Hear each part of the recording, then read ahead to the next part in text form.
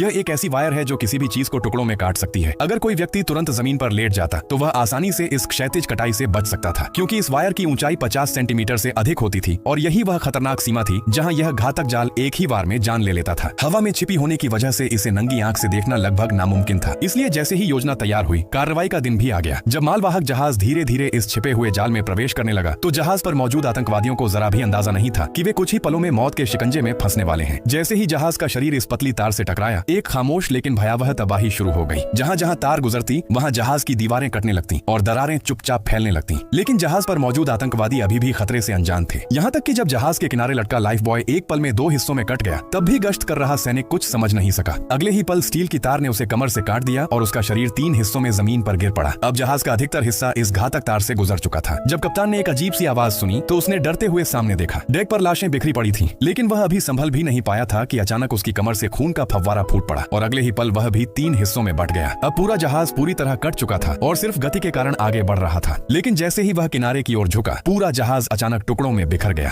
कुछ ही सेकंड में एक विशाल मालवाहक जहाज मलबे के ढेर में बदल चुका था।